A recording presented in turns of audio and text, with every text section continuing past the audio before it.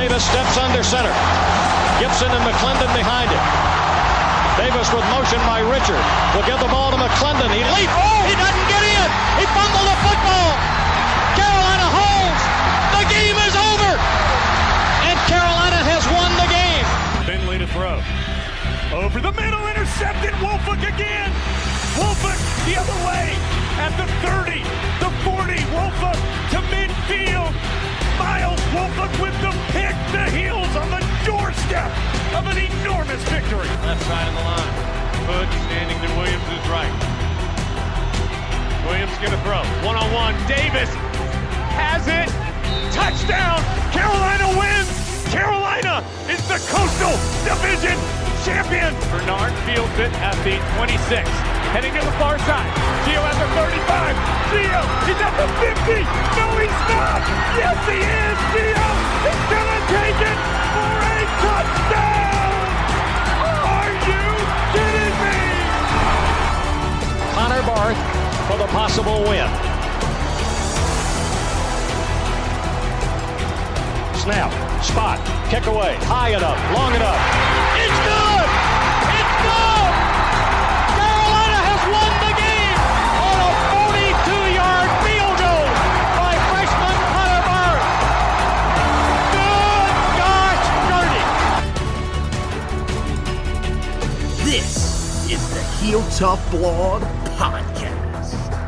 Hey guys, and welcome to another edition of the Heel Tough Blog Podcast. It's Anthony Pagnotta, Josh Marlowe with you guys as Carolina comes off another loss, their third loss of the season, but one that has a much different feel than the first two losses. Carolina fell 31-17 to the Notre Dame Fighting Irish on Black Friday. The Tar Heels fought hard in this one. First half led most of the way, back and forth affair in the first half that ended up tied at halftime.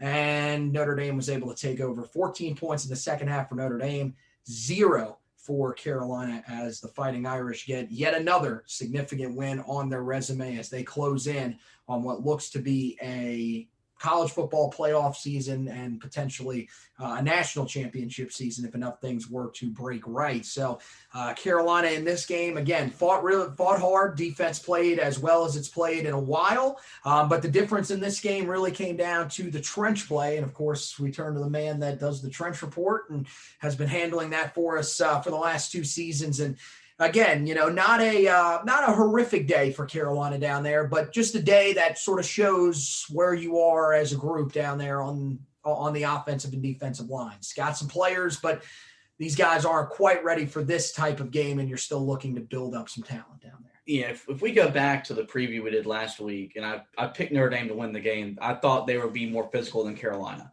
And that was proven once the game kind of settled in. Carolina got a quick start, scored 2 touchdowns. But once Notre Dame was able to kind of establish control, slow down the tempo, and use their physicality, that's where Carolina's got to grow next. They've come a long way as we enter the second full season of Mac Brown being the head coach. But they've got to get better up front. And I think in all 3 of your losses this year, that's been proven that's where they're the least – that's where they've got more to improve. Last year where they lost, it wasn't always they got beat at the line of scrimmage. Sometimes it was turnovers, penalties, red zone. This year it's been the fact that they're not as dominant on both sides of the ball against the teams that they need to be to take that next step. But it was still a very promising performance. They showed they could compete with Notre Dame. The game was pretty much the Clemson game last year. They showed that they can compete with the top program in the country. But they've still got some work to do if they want to beat one of those teams. And so I think, you look at it from after the game, it's been now 72 hours since the game's over.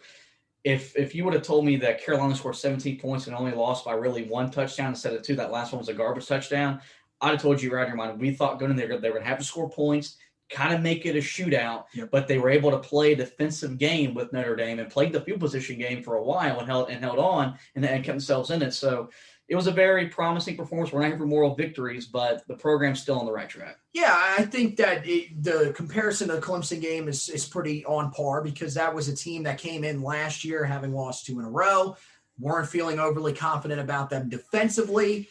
Defense steps up, but you just weren't able to put the points on the board that you needed to be able to win the football game. Offense gets a lot of blame in this game.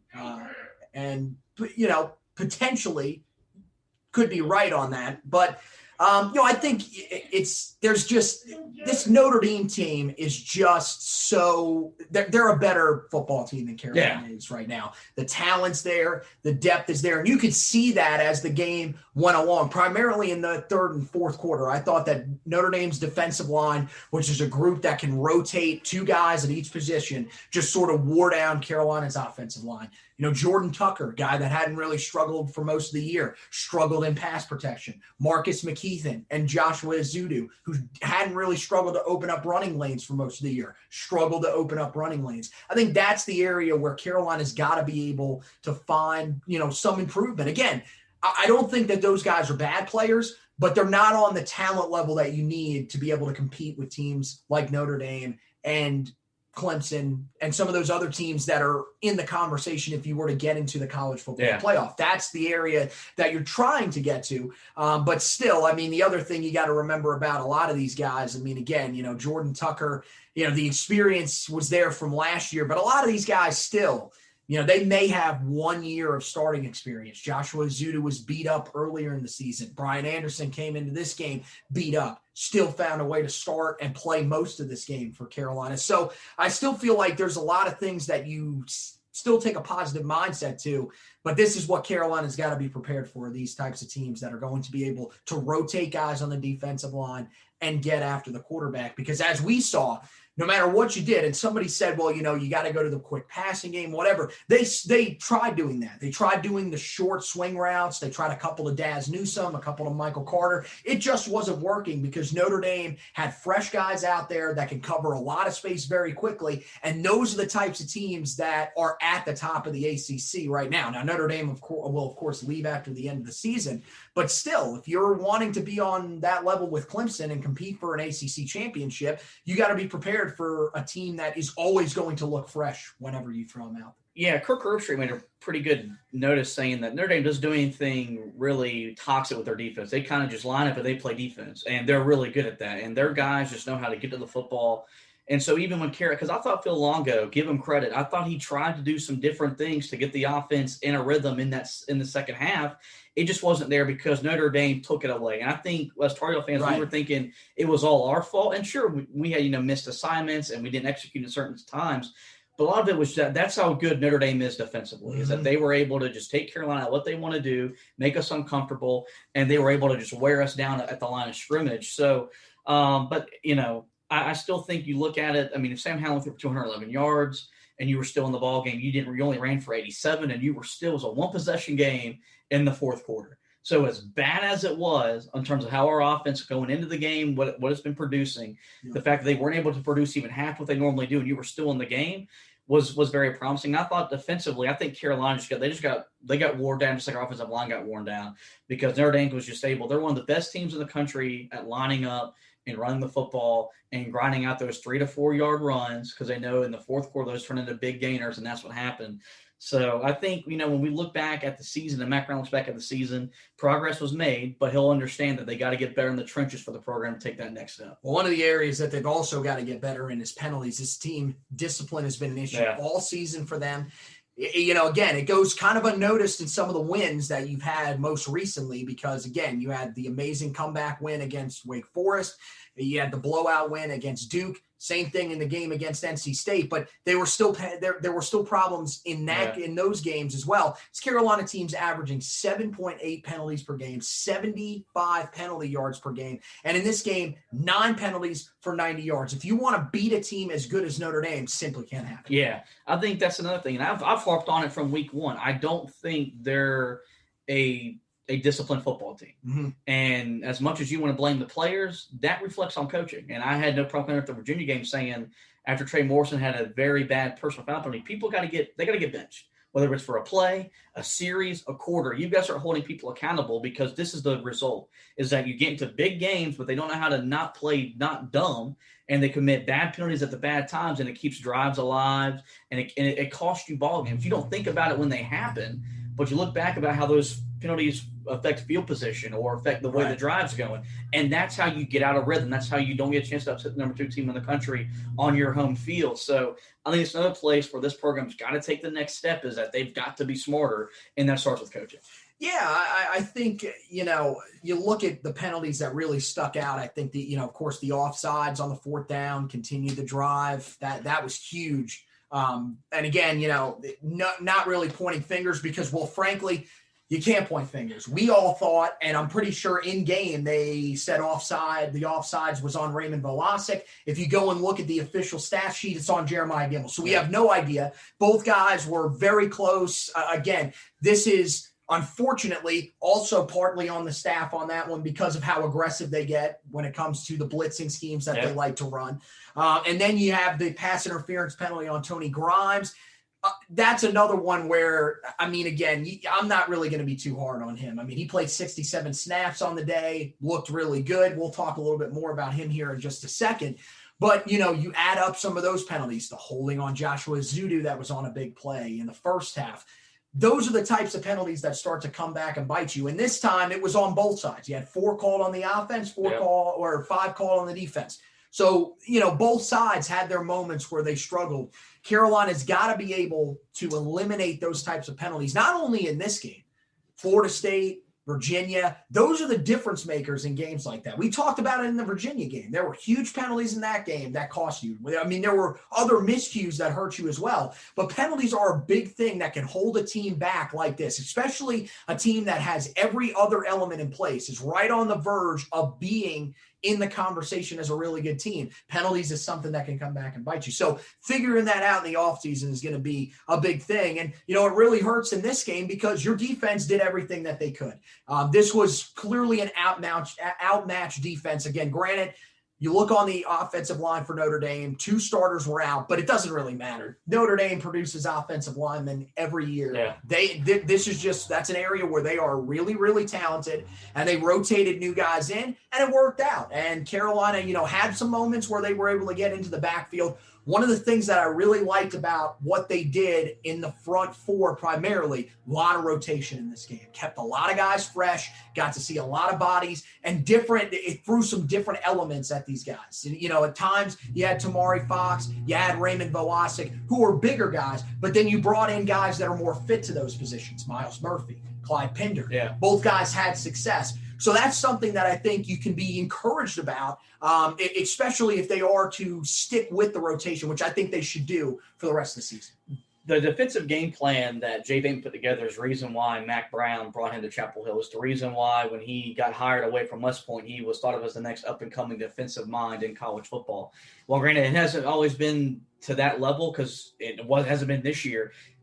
This is what we're capable of being. We're capable of being a very good defensive football team. Right. And I think the thing is that in the back of their head, they don't think they have to be because their offense can go out there and they can score 40 on just about everybody. But they can't score 40 on Clemson, and they can't score 40 on Notre Dame. But I thought the game plan was the best game plan we've seen from Jay Bateman this year. I love the rotation. Why it's taken this long in season to start rotating guys in, we don't know. You can probably blame coaches as a big reason that because they don't have a lot of time to get on the field and get comfortable in the defense. Right. But there's no excuse for those guys not being on the field the last 2 weeks of the season. Well, with the defensive linemen, I think we've talked about this. They got way too comfortable, the staff as a whole, with the fact that Aaron Crawford and Jason Strowbridge could play the way that they played last year and remain productive. Yeah. Those 2 guys are anomalies. I don't understand why Jason Strowbridge has not been able to break the rotation in Miami. I don't know how Aaron Crawford wasn't able to stay on a roster because for them to play as much as they did a year ago and to still be as effective as they were is just amazing. And that's the thing that I think you're starting to realize with these guys. We saw it early in the year. Tamari Fox, he showed some signs. He showed some sparks. He was a guy that every week we would come on here, talk about how well he played. Last few weeks, he's been manhandled. He's been pushed around because, again, it's starting to show that he's a little undersized and maybe isn't quite ready to take on the guards and centers that he has to take on at the position that he's playing. Same thing with Raymond Velasic. Velasic got beat up early in the year, missed a game. Now the problem is that he's never really been able to regain what he was early in the season. it's just that's the thing. But now we're starting to see the rotations. Kevin Hester originally started it, came in, but then you start seeing some of the true freshmen. Miles Murphy, who we talked about, and Clyde Pender, both guys looking the part of guys that can have an effect down there on those defensive line spots, those interior defensive line spots. On the edges, Timon Fox, again, had a sack in this game, only had 2 total tackles. Still not enough from Timon Fox. Same thing with Tyrone Hopper, 4 tackles in this game, a little bit more productive for him, but still at times what went missing. That's the thing about some of those guys. In this game, Chris Collins, Des Evans got the start. Both guys, again, didn't play a ton, but when they were on the field, they were effective. That's what you want to see. Back end, Tony Grimes, similar to Storm Duck last year, gets a start against a college football playoff contender. First career start, held his own, did what he had to do. I thought he looked pretty good. A lot of promise. If you can have Storm Duck and eventually Tony Grimes on the other side, Kyler McMichael's your guy that will help you transition to Tony Grimes. It's going to be great. Yeah. That's what you're looking for. That is where, when you look at this game, you should take a lot away from this and say, look, there is progress here. There's guys to be very excited about for the long term. And that's the reason why, again, we talked about Jay Bateman and his job security last week. That's the reason why you got to still stick it out with Jay Bateman. You can't just bail on him and say, well, Will Muschamp is out there. We're going to try to reconfigure this whole thing. No, don't do that. You got the right guys that are there. It's just going to take a little bit of time. One of the areas defensively, though, that they've got to get something figured out is on obvious passing situations, primarily third downs. Jeremiah Gimmel, again, in this game, put on an island against your tight end, your slot wide receiver, still doesn't make a whole lot of sense to me because he's not a great guy in coverage, and he really struggled in this game. Yeah. Your tight end that we faced, Michael Mayer, he had 4 catches on the day. 3 of them came on third downs against Jeremiah Gimmel in coverage. That's an area Carolina has to get figured out. Again, we talked about this. Gimmel is a guy that is really productive as a run defender, guy that can fill the gap pretty well, makes just about any tackle that you need. He's done a really good job of working in whenever they throw blitzes his way, getting into the backfield, creating havoc. The guy is not a one-on-one defender. No. He's not. They need to find a solution, either put Kadri Jackson in there or you need to put out another defensive back. Doesn't have to be a corner. Cameron Roseman-Sinclair is a big enough guy at safety, granted true freshman, but a big enough guy where he can cover and still tackle in the box if he needs to come up and make a play. But they got to figure something out because Gimmel's just not working out. That's the maturity of Notre Dame, I think, is what really showed out because Ian Book knew who to attack and when to attack. Mm-hmm. And he knew how to attack Jeremiah Gimmel and even Tony Grimes to a certain extent. In the second half, he knew how to make plays on him. And I think that was the thing is that's how well coached Notre Dame is.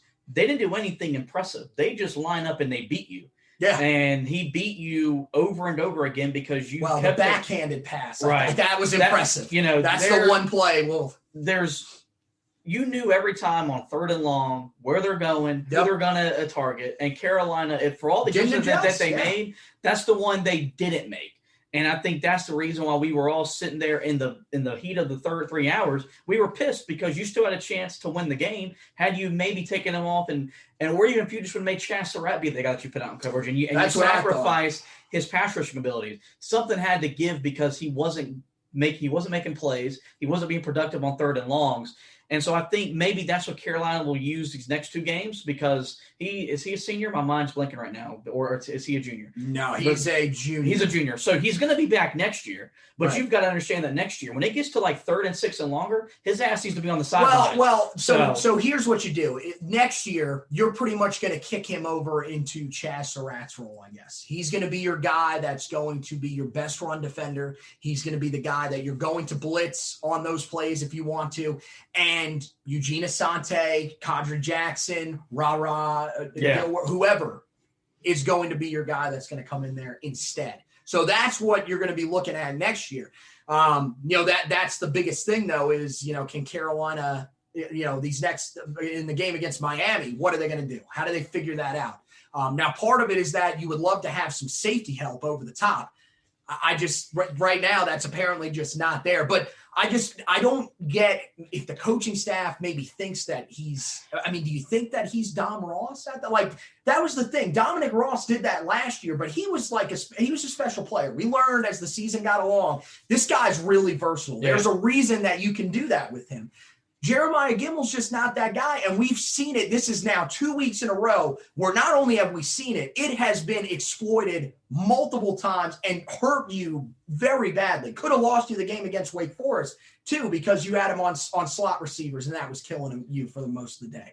So you've got to be able – I understand that you want to keep him on the field at times, but at this point, it's like we talked about in the post-game phone call when we were talking about this game. He's just not a 3-down linebacker. Yeah. And you know what? That's okay. Yeah. Maybe that means he's not going to go on to play at the NFL level. Maybe that's something you can work on with them in the offseason. Right now, this season, for the rest of this year, that's just not working for him. You got to get something figured out there. Yeah, no, I totally agree with you on that. And, so that pretty much wraps it up. Again, as we say, moral victories really suck. They're not something that you want to deal with. Again, we're not sitting here patting ourselves on the back, smiling, saying, wow, this is great. But at the same time, again, this game continued to show that Carolina is moving in the right direction. I saw someone on Twitter also put it very nicely and something that I thought was pretty much spot on.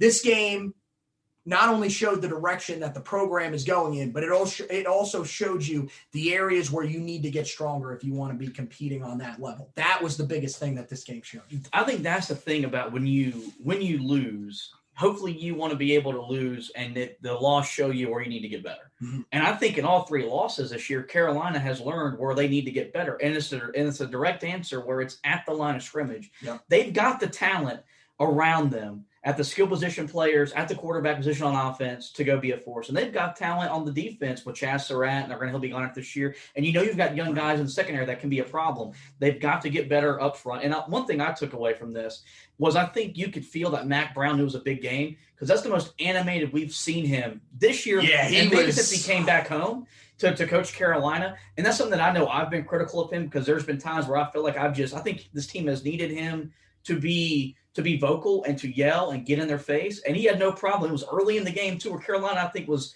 up 14-7, a missed assignment defensively, and he lost his mind. Tore into Tamari Fox as he was coming to the sideline. And Tim Cross. Tim Cross exactly. heard it, too, yeah. So that's when I took sitting at home where I was like, okay, Grandpa, get in their ass, because they need that. And so I think that was good. But, yeah, I think the losses this year, more so than last year, really shows where Carolina needs to get better, which makes it easier in your offseason, when you're recruiting, how to attack next season, how to get better so you can make a run at that ACC championship game. And the other thing is when you look at the guys on the roster, because I think that everybody is looking to the future, and that's definitely going to help. Look, especially on the defensive line, you are bringing in a ton of studs in this class again. But at the same time, the guys on this roster will get better. This offseason, they couldn't get better. Right. They weren't around the team. You had to sit at home and do your own workouts, stuff like that. You didn't get to go through the normal installs and everything like that, which is where you start to see which guys are standing out. You didn't get to play in the spring game. For the guys that are freshmen, there was a question asked earlier in the season from some people. Why are we not seeing as many freshmen as we saw last year? There was no spring for them to get comfortable, understand the playbook. Those are the types of things that we're missing this year. Is it an excuse? Partly, yes. But also, it's just facts that when you don't have an offseason to improve, it hurts. And this is throughout all of college football. It's why right now, we've never seen offenses play this well.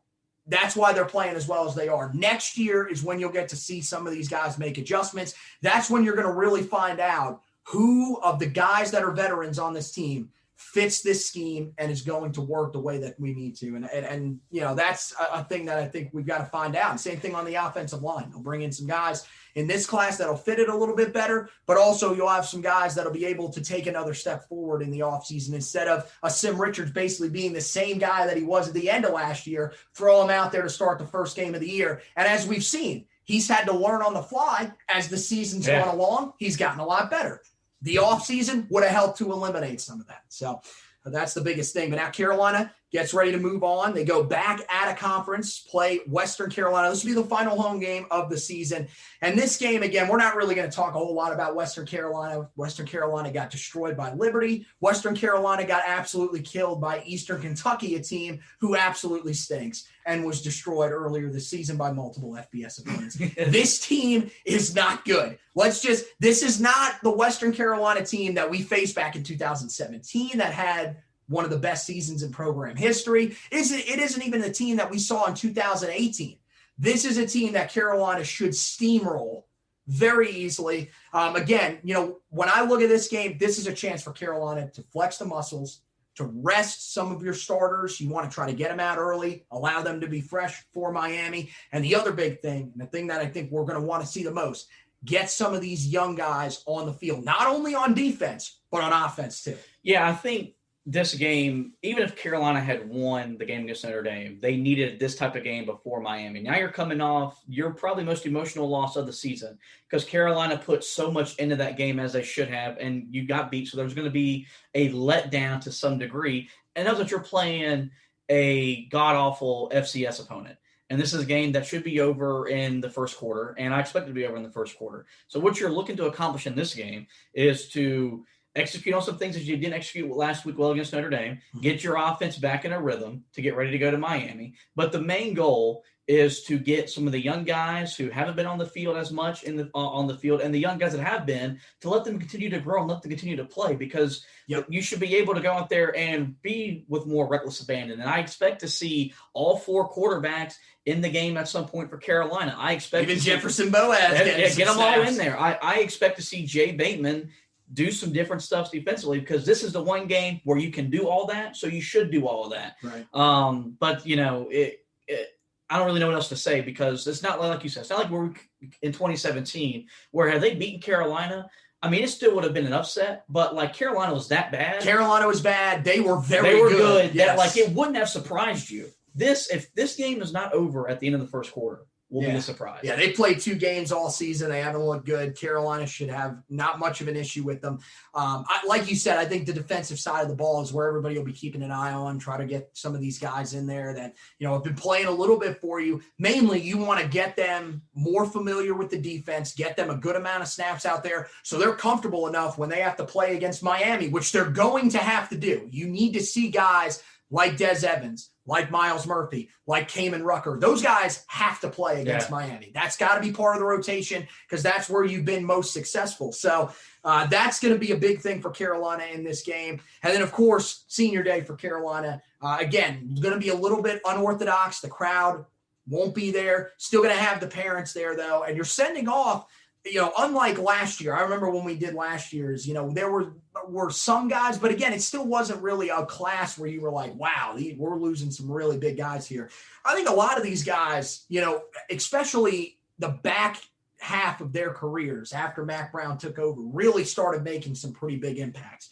You got Daz Newsome, who's of course a senior. We all know what Daz has done these last 2 years, really starting to get it going here at the end of the season after a slow start to this season, but was tremendous last season, over 1,000 yards receiving. Patrice Rene, he's probably the only exception to this rule. He was fantastic in 2018 for Carolina. Unfortunately, Carolina was terrible, but he still had a great season. Of course, last year got injured, came back this year, has helped Carolina out at spots. We'll see how much he'll play down the stretch of the season. Michael Carter, guy that just went over 3,000 yards in his career. I mean, again, after his freshman and sophomore year, we were sitting there saying to ourselves, this guy didn't pan out the way we thought he would. Now look at him. Past 2 years, he has been phenomenal, looking a lot like the guy we thought we were going to get when we originally got him out of high school. He'll end his career.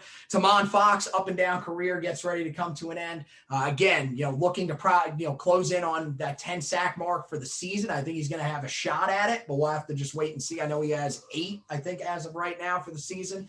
Bo Corrales, really stinks for Bo. I don't know how much we're really going to see him in this game, because he came back this past week against Notre Dame, but he didn't play a whole lot. The rumors, again, they haven't released it. A lot of the rumors say it's a sports hernia injury, which that's nothing to mess around with. That's something that takes a lot of time to heal as well. So he's trying to fight through it. We'll see how much he'll be able to play. He was a guy that, again, Last year was his big year. Yeah. He had over 600 yards receiving, kind of broke out a year ago. This year with the injuries, that really hurt him. But again, he'll have the career game against Florida State, which he'll be able to remember. Grayson Atkins came in as a transfer, got off to a rough start, gotten it going these past couple of weeks, had a great field goal kick this past week. Chaz Surratt, there's just way too much to say about Chaz. I mean, he's a guy that's in the hunt for the Butt Kiss Award. He has just been sensational to go from being a quarterback, especially a quarterback of, those teams in 17 and 18 that will not be looked upon positively in Carolina lore, to move over to the defensive side of the football, start the first game that you even played at linebacker, and to become as good of a player as he is simply amazing. Tyrone Hopper, guy that went through multiple defensive staffs, as we've told you, has become a starter his senior year, really just put in the hard work to get to the spot that he is right now. Trevor Collins, your long snapper for kicks, pretty important guy. Carolina's been doing that the last couple of years where they've split the kicking and punting long snapping duties. He's been the guy that's been handling it on field goals and extra points. And then Garrett Walston, the senior tight end, who again is another guy that's going to be similar to Carl Tucker, to Jake Bargas from a year ago. The statistics, when you look at them on paper, aren't going to tell you just how good of a player this guy was. Sensational run blocker, really developed when he was in college, because this was a guy that came in to college, I think, weighing somewhere in the 220s. Now he's a guy that can move defensive linemen if he wants to on pull blocks. So just sensational. Of course, there are some other guys that will probably be added in there. I know Zach Gill said that he has graduated as a junior, but we don't know if he's going to come back as a graduate. There are a lot of other guys. I was of the belief as well that Toe Groves was a senior. For some reason on the website, he's listed as a junior. I thought he was a senior. I know he was a junior last year. Maybe he received an extra year of eligibility. So there are other guys that will be added. I'm going to write up an article where we'll go through, look at all the guys. We'll give you some highlights from their career, stuff like that. So there may be some other guys that are added in there. There may also be some other guys that are honored that we haven't talked about on here. But we want to say congratulations to all the seniors that are graduating. Some of the memories that stick out for you from the guys in this group. I mean, I think Chaz is probably the biggest one out of the group, but there's still some guys that really gave us some stuff here. Yeah, you start with Chaz Surratt. This is a guy that in 2017, I was tweeting that's my quarterback with the B word. After that, he stiff-armed a Duke player, ran a touchdown, and then later that year won him benched because of how bad he was. Wanted him benched later in that Duke game when he threw the overhead pass. That was not pretty. And then now you're thinking about that guy. He's the leader of Carolina's defense. He brings an edge to that team. He's an emotional leader. He's a vocal leader. Got Duke back with a huge interception last year in Keenan. Made the play. We were in the stands for that. That was a wild turn of events as we were watching that game unfold. You look at Daz Newsome, the impact he's had on Carolina's offense. When you had bad quarterback play, then you had good quarterback play. Mm-hmm. He was still a guy that you had to be worried about. Patrice Renee this year, coming back from that devastating ACL injury a year ago, the emotional leader that he has, or that he is for Carolina, that'll always stick up. But I think the thing about it is we talk about Mack Brown, how special he is. I think these guys reflect that because these were not his kids. He didn't recruit any of these kids. He could have easily given up on these guys and tried to get them to transfer. If we talk, we always talk about the Carolina basketball family and what it means and how it's growing. I think Mack Brown, one of the reasons why he came back was to build the same kind of atmosphere around the football program. 100%. And he's done that. You can feel it when these guys talk about him. You'll see it on Saturday when they get out there for the final time. They'll be emotional. Mack Brown will be emotional. And I think that's the thing about it with these kids is that they went through a really hard 2 years. And if you remember when Mack Brown beat South Carolina last year, the first thing he said was they've been through a really hard time because they hadn't won a lot. And when we all wanted to make it about Mack Brown, he made it about these kids, the group of students that are coming out for the final time on Saturday. And that's what we need to do. We need to celebrate it. Have they won the big games that we wanted them to win? No, they haven't.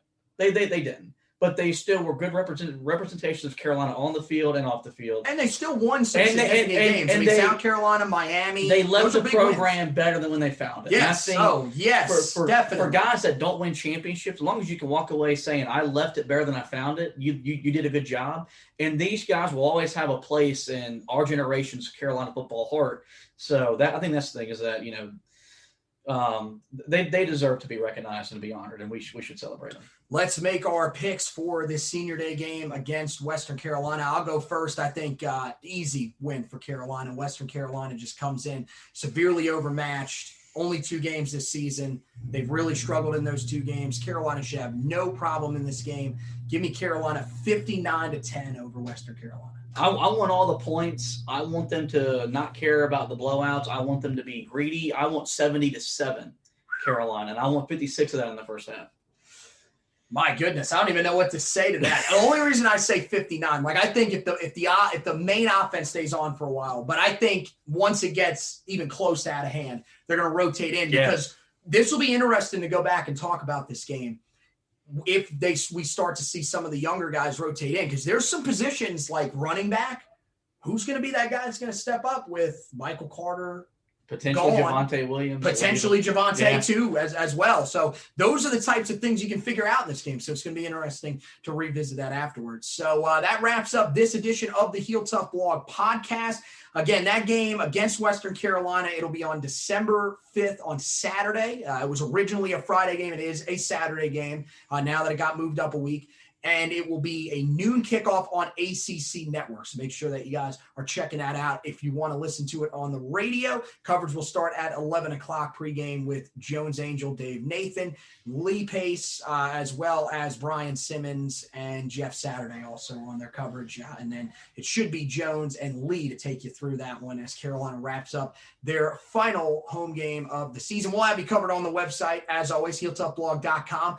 We'll have the preview for that coming out. That should be out when you guys are watching this. We'll also have the recap, stock report, and trench report for the week as well. It'll go actually recap, trench report, stock report, and then we'll, of course, move to the final game of the regular season. Now, I know there may be some concern around Miami. There is no reason to be concerned about Miami. That game against Wake Forest was canceled due to COVID issues for Wake Forest. Miami is now scheduled to play Duke, who was scheduled to play Florida State, but Florida State has already canceled their game with the Blue Devils, meaning that Miami and Duke will now play, as the schedule makers were able to put that together quickly. So everything looks good for Miami. It looks like they are going to be able to play, so Carolina will still have that crucial matchup, and one that we talked about a little bit the other night. Might be a pretty decent measuring stick for where this program is at. That could be a big game at the end of the season. So we'll have you covered the rest of the way for that. Of course, with it being the end of football season, you know what that means. On the website, it's prime basketball season. Carolina just got underway last week against the College of Charleston. When this is coming out, you guys will have seen the entire Maui tournament as well. There'll be plenty of coverage of that on the website. We've got the recap of the entire tournament. Josh gives you some points on each game that Carolina played in the tournament, so you guys can go ahead and check all of that out. Of course, this year's Maui tournament, not quite as scenic in Asheville, but still a nice location there. In the great mountainous area of North Carolina. So a lot of excitement around this Carolina basketball program, even though, there were some bumps in the road in that first game of the season. Still a lot of chance for Carolina at the top of the country, where there is a lot of fluctuation. We've seen some teams get beat already that we didn't think were going to get beat. So still a lot. We got you covered on that. And then, of course, when baseball season rolls around, we'll even have you covered on that front. When it comes to the podcast, make sure that you guys like and follow the Facebook page so that you get the message whenever a new edition is coming out. It'll tell you we're about to premiere a video, so you guys can be locked in, ready to go whenever the video goes up. Of course, we share it into all the Facebook groups as well. So if you're in one of those groups, we encourage you to share it as well. And then when it comes to the podcast side of things, guys, listen wherever you listen to. Please rate, review, and subscribe, whether it's Apple Podcasts, Google Podcasts, Spotify, iHeartRadio, TuneIn, Spreaker. I'm just naming them all off. Wherever it's at, rate, review, and subscribe. It helps us move up some of those rankings so that other people who haven't found our podcast just yet, those Tar Heel fans that are missing out, can find us and get in on all of this great talk when it comes to Carolina basketball and football. And then, of course, we encourage you to subscribe. That's for you, so that it'll go straight into your podcast player. So whenever you have a new edition, it'll be right in there, ready to go, so you can listen to the Heel Tough Blog podcast whenever and wherever. So that does it for this edition of the podcast. I want to thank Josh for hosting with me. I want to thank you guys for watching and listening. And as always, go Tar Heels!